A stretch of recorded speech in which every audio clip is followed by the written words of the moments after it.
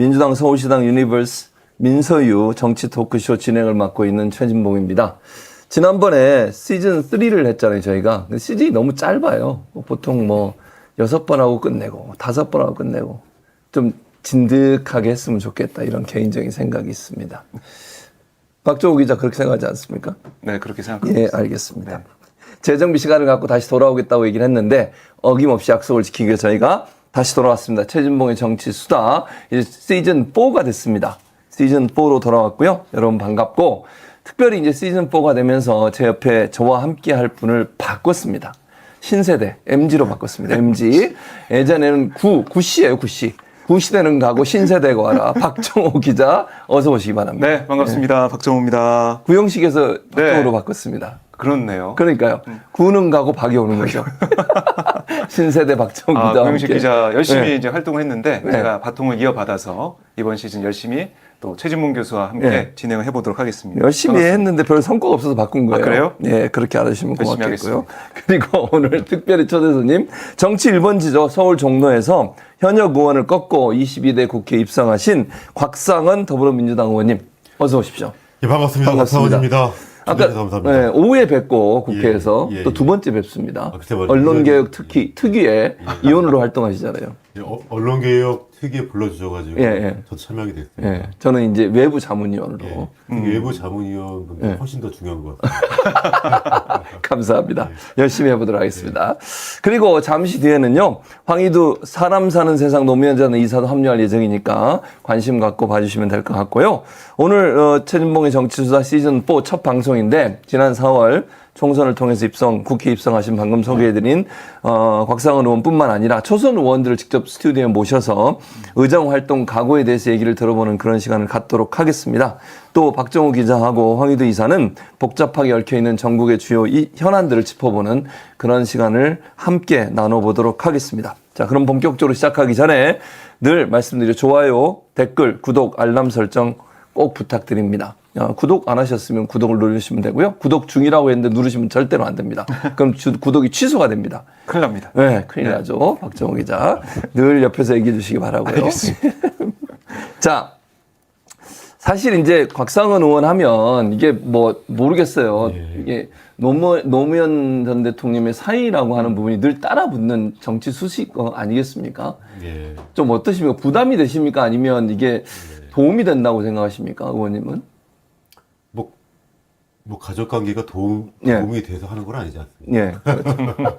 근데 그게 본인한테 정치적으로 좀 부담이 되는 경우도 있지 않겠어요? 예를 들면 사람들이 보는 시선이 노무현의 사위 이런 이미지가 있으니까 뭔가 기대가 좀 더 클 것 같기도 하고 이런 생각이 드는데 어떻습니까? 제가 벌써 결혼한 지가 참 세월이 빨라서 그런데 한 20년이 넘었습니다. 예.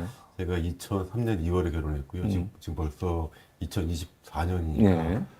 만 21년이 지났는데요. 예. 21년 동안 참 많은 일이 있었어요. 그러니까 처음 결혼하고 2주 후에는 제가 결혼하고 제 아내가 된 분의 아빠가 대통령으로 취임하셨고, 그로부터 한 5년 동안에는 대한민국 통치자 대통령이 되셨고, 5년 이후에는 퇴임하셨고, 네.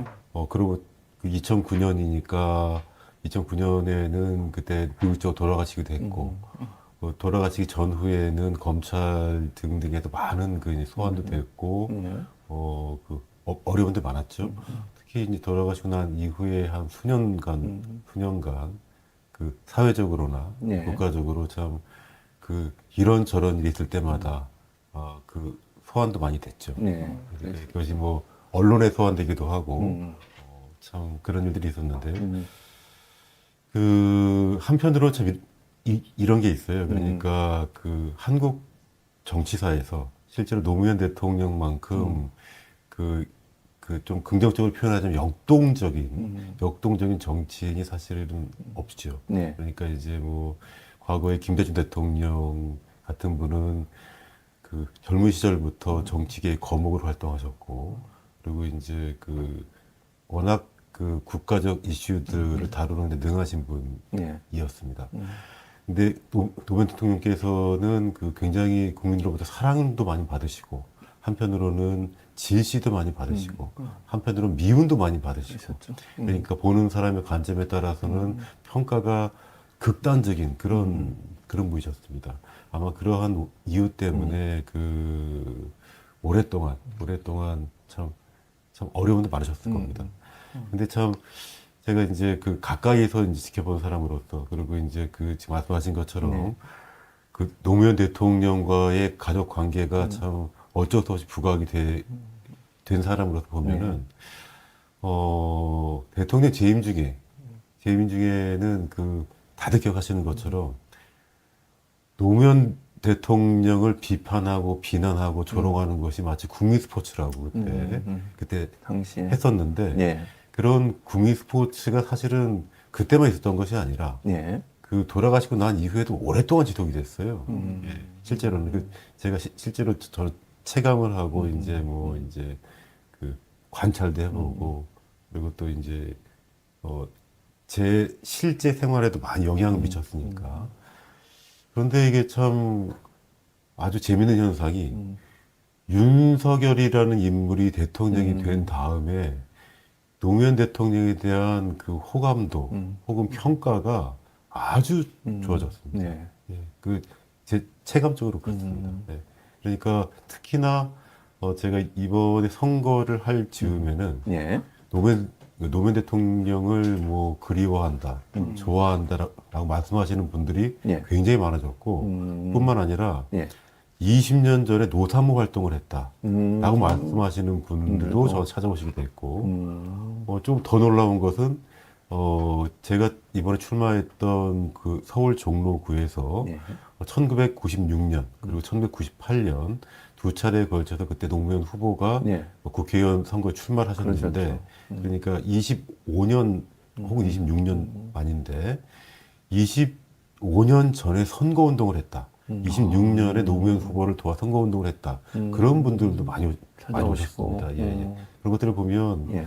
뭐 참 그 가까운 사람 입장에서는 평가가 긍정적으로 호의적으로 한편으로는 그런 것이지만 그 이제 그 본 모습을 찾아간다 저는 봅니다. 그러니까 예. 제 개인적으로는 어떤지 예. 모르겠어요. 왜 그러냐면은 뭐 그러니까 저도 본의 아니게 그러니까 돌아가신 노무현 대통령을 그렇게 스포츠처럼 비난을 하는데 살아있는 가족한테는 어떻게 했겠습니까? 그렇죠.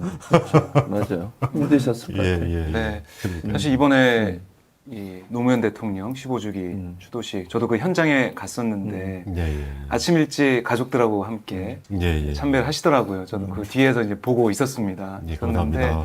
아닙니다. 좀 남달랐을 것 같아요. 이번 추도식은 어떠셨습니까? 예, 그 이번 추도식 그러니까 벌써 참 1주기가 지나고 2주기가 지나고 벌써 15주기가 지났습니다. 15주기 벌써 15년이죠. 그렇죠. 예. 제 결혼 생활이 이제 21년 됐는데 그 4분의 3이 지나갔습니다. 예. 3, 예. 참 그 제가 그 어르신 추도식이라고 저는 항상 어르신하고 제 표현을 해가지고 그러시군요. 참 죄송한데 하여튼 어르신 추도식 할 때마다 그러니까 매년마다 그 참 느낌이 달라요. 그러니까 초창기 그러니까 초창기 돌아가시고 1년이 지나고 2년 지나고 그때는 이제 이명박 정부 때였습니다. 예. 이명박 정부 때만 해도 실제로 봉화마을의 지금 그러니까 그때의 봉화마을의 모습과 지금의 봉화마을의 모습은 많이 다릅니다.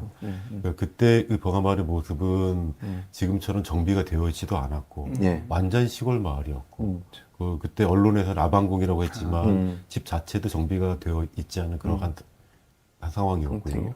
그리고 그때 당시 이제 어르신께서 비극적으로 돌아가실 정도로 그 통치 방식이 굉장히 가혹했기 때문에 그때 이제 추도식에도 찾아오는 사람들이 많지가 않았습니다. 지금 총리를 하고 계신 한덕수 총리님이 그 노무현 대통령 때 마지막 총리를 하셨죠. 그분도 제가 한 번도 뵌 적이 없습니다. 예, 근데 올해 뵀습니다. 그러니까 올해 뵀었고. 그러한 시기들을 거쳐서 올해는 정말 많은 분들이 오셨습니다. 예. 가장 많은 분들이 오셨던 것이 제가 아까 말씀드렸습니다만 윤석열 그 국민의힘 후보가 대통령이 되면서 그리고 윤석열 대통령의 통치 방식, 일단 정치 방식 그리고 특히 국민을 대하는 방식들을 국민들이 체감을 하면서 그 노무현 대통령에 대한 그리움, 그 정상적인 정치에 대한 그리움, 정치의 기본에 대한 그리움이 더 짙어졌다고 저는 보고 있고요. 그리고 또 특히나 이제 올해는 정치인들이 매우 많이 왔는데요. 매우 많이 온 이유는 보니까 지난 국회의원 선거 때 민주당 의원들이 대거 당선이 됐는데 이번에도 대거 당선이 됐습니다. 그런데 지난번에 당선되신 분들 중에 공천을 못 받으시거나 하신 분도 계셨는데 임기가 남아있지 않습니까? 그러니까 숫자가 굉장히 많아진 겁니다. 그렇게 보지. 그래서 더 많아졌다 이렇게 볼 수 있겠네요. 굉장히 많아가지고 사실은 이제 밥 준비하고 그러느라고 이제 고생을 많이 하셨네요. 다들 가시 올라가시더라고요. 밥 날르고 막 이래야 되니까. 알겠습니다. 자, 어쨌든 그렇게 해서 이제 국회의원이 되셨으니까 보니까 1차 상임위 배정에 우리 의원님이 선자위로 산업위로 돼 있어요. 근데 이게 본인이 희망하신 곳인가요? 아니면 뭐 2지망이나 3지망으로 쓰신 곳인가요? 어떻습니까? 제가 보통 국회의원들이 이제 상임위를 신청을 할 때 자신이 가고 싶은 분야를 간다고 하는데요. 아니, 신청을 하는 거죠. 신청을 하죠. 그 보통의 경우에는 자신이 출마한 지역구 현안이 있는 그런 상임위로 보통 지원을 한다고 합니다. 전 사실 산자위를 제가 신청을 했고요. 아, 그러셨군요. 그 산자위 보통 인기 있는 상임위라고 하던데 인기가 있어서 그런 것은 아니고 제가 지금 국회의원 당선되기 전에 2014년부터 지금 24년이니까 한 10년 동안 10년 동안 아시는 분도 계시고 모르시는 분도 계시는데 그 주택용 누진제 정기요금 때문에 소송을 좀 오래 해봤습니다. 그랬었죠. 그래서 제가 그 소송을 마무리 짓는 의미에서 국민들의 생활에서 없어서는 안 되는 에너지를 가지고 국민들이 피해를 보는 상황을 더 이상 방치할 수 없도록 입법을 하고자 제가 산자위 지금 산업위를 제가 굳이 신청을 했습니다. 여러 가지 이유가 있었는데 그러니까 사실 지금 그렇게 전기요금 체계가 제대로 되지 않고 오랫동안 방치되어 온 이유가 사실 여러 가지가 있습니다. 그 중에 하나는 한국전력공사가 독점 회사죠. 전기를 그러니까 생산은 한 5% 정도는 그 대기업에 개방을 했지만 사실상 독점을 하고 있고 그 나머지 모든 영역 그러니까 발전, 송전, 배전, 판매 이 모든 영역을 독점하고 있는 전 세계에서 유일한 회사입니다. 그런 회사가 해방 이래로 지금까지 이어져 왔기 때문에 전기와 관련한 모든 문제는 한전이 발간한 자료, 한전의 입장을 대변하고 있어요. 그래서 실체를 잘 모르는 그런 측면들이 있습니다. 그래서 사실 입법도 지금까지 아마 많은 실제 결정권자가 최종 결정권자는 물론 대통령인데 대통령조차도 사실은 제대로 알지 못할 것이고 감독기관이라고 볼 수 있는 혹은 결정기관이라고 볼 수 있는 산업통상자원부도 그 실체를 제대로 모를 거라고 봅니다. 그래서 제가 공교롭게 어쩌다가 연구를 하는 바람에 제가 산업위로 산업위에서 제가 그걸 꼭 마무리 지으려고 합니다.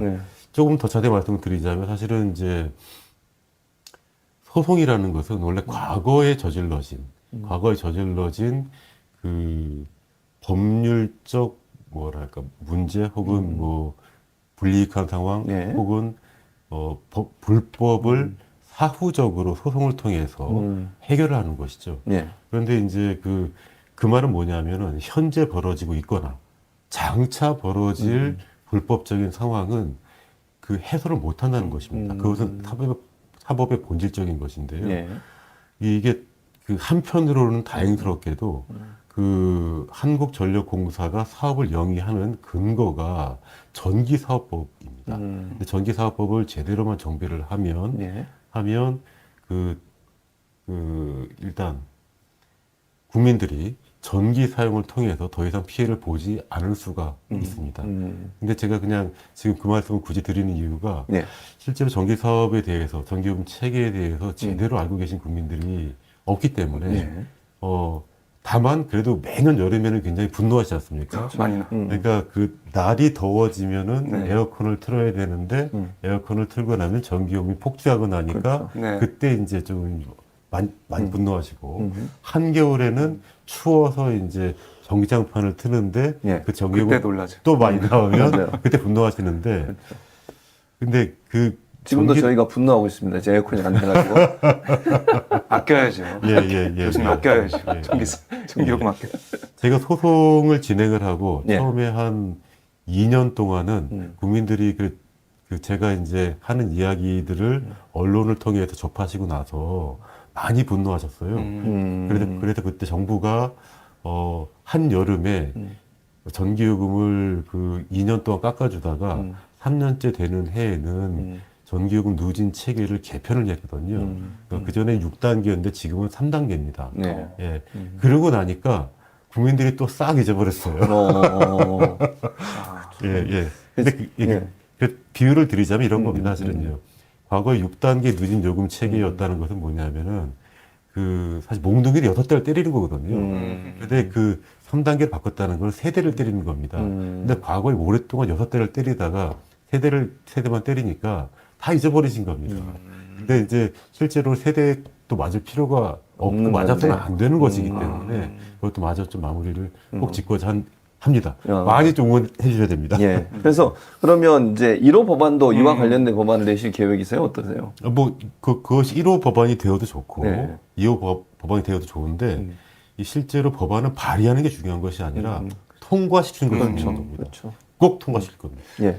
통과시켜도 대통령이 거부권을 또 뭐 행사하면 또 어떻게 될까? 이게 근데 실제로 이게 그러니까 이것이야말로, 네. 이것이야말로 민생이죠. 그러니까, 현대사회에서 전기가 없는 생활은 불가능한 네, 거예요. 불가능한 생활이고, 민감하고. 실제로 전기요금에 이제 피해를 가장 많이 보는 사람은 그 전 영역에서는 국민들이 가장 많이 보고 그렇죠.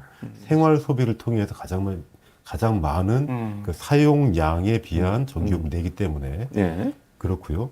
국민 중에서는 가난하신 분들이 더 많은 피해를 봅니다. 왜 그러냐면은 예. 한 사람이 소비하는 전기 소비량이라는 게 소득 수준에 비례해서 이렇게 많이 올라가거나 그런 것이 아닙니다. 그렇죠. 예. 거의 왜냐하면 비슷하죠. 그러니까 소비라는 건 생활 소비이기 때문에 이게 그 소득 수준이 높아지게 되면 약간 올라가는 경향이 있지만 특정 수준 이하로 줄일 수가 없어요. 그런 특징이 좀 있는 것이라서 실제로는 가난하신 분들이 왜 가장 많은 피해를 보느냐? 모든 사람들은 내가 쓸 수 있는 소득이 한계가 있습니다. 그렇죠. 그걸 이제 가처분 소득이라고 하는데 가처분 소득 중에서 세금 떼고 네. 월세 떼고 이자 떼고 그 중에 하나 떼는 게 전기요금입니다. 필수적으로 나가는 것이기 때문에 그래서 자신이 쓰고 있는 가처분 소득에서 네. 가장 많이 비율을 거기 전기요금이 비율을 많이 차지하는 분들이 소득이 낮은 분들입니다. 그래서 그런 분들 때문에라도 거부권 행사를 하시지 못할 것으로 그러니까 전체 소득에서 기대합니다. 예를 들면 그러니까 생활이 어려운 분들은 다른 건 가능한 한 줄이더라도 전기는 줄일 수가 없잖아요. 최소한으로 써야 되는 부분이 있으니까. 그러니까 비율이 높아지는 그렇죠. 거죠. 오히려 근데 좀 이게 또 역설적인 것은 뭐냐면은 가난하신 분들이 그러니까 생활 환경이 좋지 않습니다. 그렇죠. 생활 환경이 좋지 않으면은 겨울에 난방 시설이 제대로 갖춰지지 않아요.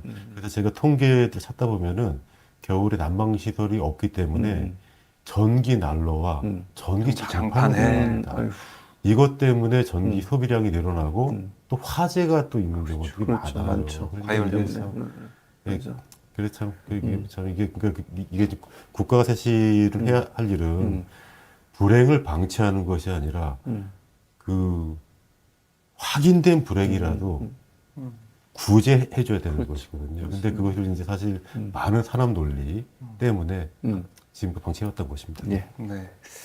자, 일단은 여러모로 이제 산자위 산업이 가셔가지고 열심히 활동하실 것 같은데 법안도 그렇지만 국민들께서 제일 22대 국회 열리면서 관심을 가지고 있는 게 예. 21대 국회랑 정말 달라질 것이냐. 원구성 협상도 그렇고 예. 검찰 개혁도 그렇고 여러모로 민주당이 할 일이 많다라는 거 아니겠습니까? 그래서 지금 보면은 원내 이제 부대표로 이름도 올리셨잖아요. 예, 예, 예. 개혁 기동대라고 박찬대 원내대표가 얘기를 하던데 자 어떤 각오로 또 어떤 계획을 가지고 활동하실 계획인지 궁금합니다. 예, 박찬대 원내대표께서 그 개혁 기동대로 이렇게 임명하시고 원내 부대표를 22분을 예. 그러니까요. 아, 이거 유명하셨어요. 아마 그 22대 국회라서 22분 임명하신 것 같고 거기 22인의 기동대. 예, 예, 예. 예. 개혁 기동대가 네. 뭐 거기 줄임말로 개기대라고 합니다. 아, 그렇게 줄여서. 예, 그래서- 개혁했네요, 그래서. 그렇죠. 아마 그 의미가 예. 그 앞 계기 네. 거기 그 국회의원은 잘 계기대 아, 그러죠? 그런 의미로. 누구한테 계기는지 모르겠습니다. 네. 예, 예. 그런 의미가 아닐까라고 저는 생각을 했습니다. 강렬합니다. 예, 예. 근데 이제 최상병 특검법 예, 예. 법권 행사돼서 다시 발의를 했잖아요. 예, 김건희 여사 특검법도 그렇고. 근데 한층 강화됐습니다. 예전에 21대에서 폐기된 거부권 때문에 폐기된 법안보다 좀 더 예, 예. 자세한 내용이 들어갔고 이 내용들을 조금 더 설명해 주신다면 어떤 의미가 있는지. 예. 일단 그 21대에 발의했던 해병대원 특검법, 예. 그러니까 최상병 특검법 당시의 내용에 대해서 그 예. 이후에 벌어진 상황들이 있지 않습니까? 그렇죠. 실제적으로 그러니까 대통령실이 개입한 정황이라든지 예. 최근에는 윤석열 대통령이 개입한 정황까지 드러난 것이니까요. 예. 그런 것까지 당연히 포함시켜야 된다고 해가지고 지금 모두 다 일괄적으로 집어넣은 것이죠. 박정훈 대령 관련된 것도 포함되어 있잖아요, 지금. 그렇습니다. 예. 그렇습니다. 예, 예. 왜냐면 박정훈 대령 건 원래 예전에 특검법에는 없었는데 예, 예. 그거는 이제 군사법원에서 하는 것을 특검에서 하는 걸로 이렇게 가져오는 걸로 돼 있고. 예. 네. 김건희 여사 특검법은 어떻습니까? 김건희 여사 특검법 제가 그 세부적 내용까지 못 아, 봤습니다만 그렇죠. 예전에는 주가 조작만 있다가 네. 최근에 이제 이체 양명주라 그래서 예를 그렇죠. 들면 예, 5가지. 그 5가지가 다 들어있는 거죠. 종합특검법이 됐죠. 종합특검법. 예, 예, 예. 박정우 기자는 어떻게 보세요? 그런 보안에서 하는 거, 김건희 여사 특검법. 해야죠. 해야 돼. 거부권 행사하면 어떻게 해야 돼요? 거부권 행사하면 예. 국민들의 이제 목소리를, 네. 국민들의 그런 민의를 등에 업고 민주당이 투쟁을 해야 된다 저는 이렇게 생각을 하고요. 결국 민주당 뒤에는 국민들이 있다. 뭐 이번에 국민의힘의 의원 워크숍을 보니까 황우여 비대위원장 그런 얘기 했더라고요. 우리 옆엔 정부가 있고 우리 뒤엔 대통령이 있다. 뭐 하는 거예요? 이런 얘기를 하던데 황우여 비대위원장이. 민주당은 우리 뒤에 우리 옆에는 국민이 있다. 또 연대할 수 있는 야당이 있다. 이걸로 직진하겠다. 뭐 개기겠다.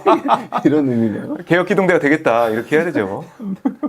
근데 예. 또 하나 이재명 대표가 이제 늘 주장했던 게 그 지원금 있지 않습니까? 그거를 민생회복지원금 지급과 관련해서 민생 법안으로 이걸 또 당론으로 채택을 했다면서요, 의원님? 예, 지금 일단 지금 말씀하신 것처럼 25만 원 예. 혹은 35만 원인데요. 예. 25만 원 상한으로 해서 지금 지역 화폐, 예. 뭐 거기 지역 사랑 상품권, 네, 예, 맞습니다. 그거를 지금 지급하는 그러니까 올해 말을 한도로 해서 그 한시적 소비가 가능하도록 하는 법안을 지금 제출한 상태입니다. 예.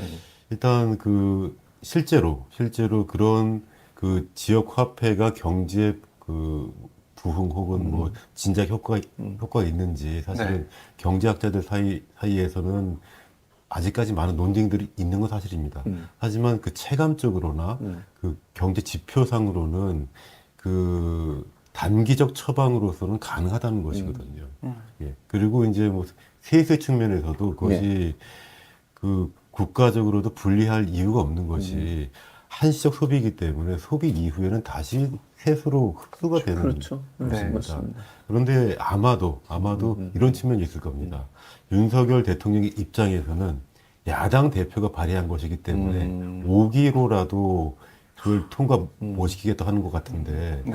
원래 정치는 5기로 하는 것이 아니죠. 아니죠. 정치는 국민을 위한 것이 무엇인지를 보고 선택을 하는 것입니다. 그렇습니다. 근데 그 윤석열 대통령의 지금까지 대통령 취임 이후에 이제 선택의 방식이라든지 관점을 보게 되면 대통령으로서 하는 것이 아니라 그 검사 중에 최고 힘센 검사로서 국가를 바라보거나 국가를 마치 그러니까 하나의 조직처럼 자신의 개인 조직처럼 바라보는 네. 그런 것 같습니다. 그러니까 그 조금 전에 말씀하신 것처럼 최혜병 특검법 같은 경우에도 실제로 그 특검법이 중요한 이유는 네. 본인의 잘못 때문도 있지만 네. 그것이 아니라 국가가 이 한 국민을 어떻게 바라보느냐, 이 한 국민의 생명이 어떻게 처리되는 것이 좋은지를 보는 것인데 이런 방식으로 하게 되면 국가는